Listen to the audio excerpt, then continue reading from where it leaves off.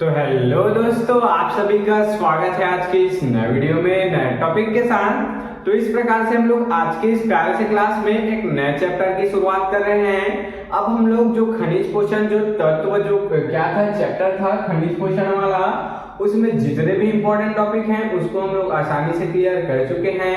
उसका प्लेलिस्ट बन चुका है, आप मेरे चैनल पर जाकर देख सकते हैं। तो चलिए इस प्रकार से हम लोग जो बायोलॉजी है 11 का उसके चैप्टर नंबर 13 अर्थात उच्च पौधों में प्रकाश संश्लेषण के बारे में आपको आज के इस वीडियो से जानकारी देने वाले हैं। इस चैप्टर के अंतर्गत जितने भी इंपॉर्टेंट टॉपिक हैं हम लोग लाइन से कवर करेंगे।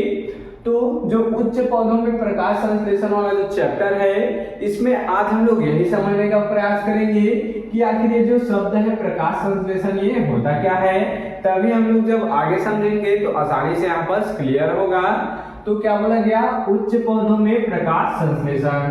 तो आज हम लोग प्रकाश संश्लेषण किसे कहते हैं तथा इसके मुख्य चरण कौन कौन से होते हैं एवं इसके महत्व के बारे में आपको संपूर्ण जानकारी देने वाले हैं। तो चलिए बिना किसी समय गवाए हम लोग प्रकाश संश्लेषण को समझने का प्रयास करेंगे। तो ध्यान देंगे यहाँ पर ऐसे ही एक बार समझने का प्रयास करेंगे।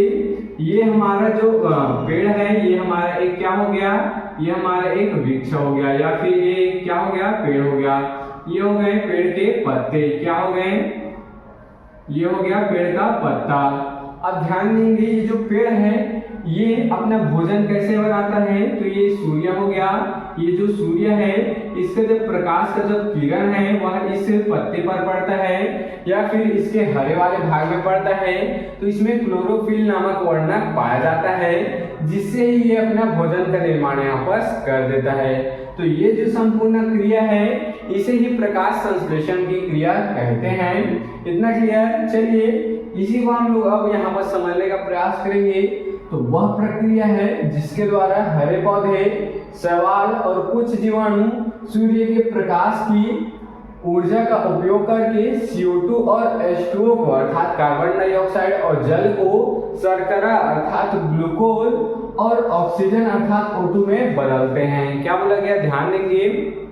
यह हरे पादप में पाया जाने वाला ऐसा क्रिया है जो कि प्रकाश की ऊर्जा का उपयोग करके प्रकाश की ऊर्जा का उसके रोशनी का उपयोग करके कार्बन डाइऑक्साइड और जल को शर्करा अर्थात ग्लूकोज तथा ऑक्सीजन में बदलने का कार्य करते हैं। और ये जो ग्लूकोज, शर्करा और ये जो ऑक्सीजन है यही इसके भोजन के रूप में क्या होता है, संचित होता है। इसी से इसका भोजन निर्माण होता है जिनका उपयोग पौधे स्वयं भोजन के रूप में करते हैं। देख सकते हैं ये जो ग्लूकोज और ऑक्सीजन है इसका उपयोग पौधे स्वयं ही भोजन के लिए कर लेते हैं। तो इस प्रकार से जो प्रकाश संश्लेषण की क्रिया है संपन्न हो जाती है। इतना बात क्लियर।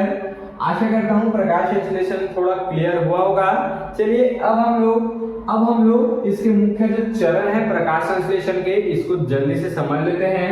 तो पहला प्रकाश ऊर्जा का अवशोषण। प्रकाश ऊर्जा का अवशोषण अर्थात क्लोरोफिल नामक वर्णक के कारण। देख सकते हैं इसमें जो प्रकाश ऊर्जा है उसका अवशोषण किसके द्वारा किया जाता है, इसमें जो क्लोरोफिल नामक वर्णक पाया जाता है उसके ही द्वारा जो प्रकाश द्वारा आने वाली ऊर्जा है वो क्या कहलाता है, प्रकाश ऊर्जा कहलाता है। तो ये जो प्रकाश ऊर्जा है, ये जो प्रकाश ऊर्जा जो आपको दिखाई दे रहा है वो यहाँ पर क्या पाया जाता है, यहाँ पर पाया जाता है कौन सा वर्णक, क्लोरोफिल नामक वर्णक। क्लोरोफिल वर्णक पाया जाता है और इसके द्वारा ही ये जो प्रकाश ऊर्जा है उसका अवशोषण कर लिया जाता है। अवशोषण करके शर्करा और ऑक्सीजन में यहाँ पर बदल जाते हैं अर्थात अपना भोजन निर्माण करते हैं। इतना क्लियर।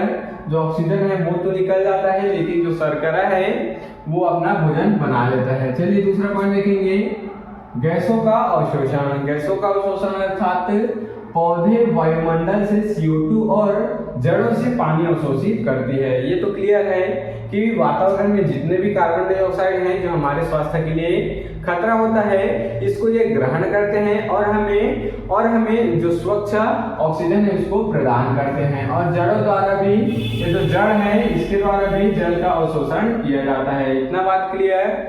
चलिए अगला पॉइंट पढ़ेंगे, रासायनिक ऊर्जा में रूपांतरण। अगला क्या हो गया, रासायनिक ऊर्जा में रूपांतरण अर्थात अवशोषित ऊर्जा का उपयोग H2O और CO2 को शर्करा और ऑक्सीजन में बदलने के लिए किया जाता है। देख सकते हैं इसको यहाँ पर हम लोग क्लियर कर चुके हैं कि रासायनिक ऊर्जा में परिवर्तन किस प्रकार से होता है। जो अवशोषित ऊर्जा है, जो प्रकाश से अवशोषित ऊर्जा है, उसका H2O और CO2 को क्या करते हैं, शर्करा और ऑक्सीजन में बदलने के लिए किया जाता है। इतना क्लियर है। चलिए अगला पढ़ेंगे, शर्करा द्वारा भोजन निर्माण और ऑक्सीजन का उत्सर्जन। देख सकते हैं जो शर्करा यहाँ पर बनता है, इसी के द्वारा ये जो भोजन अपना निर्माण कर लेते हैं, जो पादप है अपना भोजन निर्माण कर लेते हैं और ऑक्सीजन को उत्सर्जन कर देते हैं। इतना क्लियर है। तो इस प्रकार से इसके महत्व भी हो गए। चलिए इसके हम लोग इस प्रकार से हम लोग इसके मुख्य चरण को देख चुके हैं। अब हम लोग इसके महत्व को क्लियर करते हैं। पहला पॉइंट है भोजन का स्रोत। ये तो क्लियर है कि जो प्रकाश संश्लेषण है इससे ही मुख्य भोजन का स्रोत होता है। जो पादप होते हैं उनमें मुख्य भोजन का स्रोत यही होता है, प्रकाश संश्लेषण। दूसरा है ऑक्सीजन का उत्पादन। प्रकाश संश्लेषण द्वारा ही भोजन बनता है शर्करा से और जो ऑक्सीजन है उसका उत्पादन हो पाता है। अगला पढ़ेंगे ऊर्जा रूपांतरण, जैसे कि प्रकाश ऊर्जा का रासायनिक ऊर्जा में जो ऊर्जा है उसका रूपांतरण हो जाता है। प्रकाश ऊर्जा आता है और रासायनिक ऊर्जा में इसका रूपांतरण हो जाता है। इतना क्लियर है। तो इस प्रकार से हम लोग आज के इस प्यारे से और बेसिक से क्लास में उच्च पौधों में प्रकाश संश्लेषण के अंतर्गत प्रकाश संश्लेषण को हम लोग आसानी से क्लियर कर चुके हैं। तो आप इसके स्क्रीनशॉट यहाँ पर ले सकते हैं।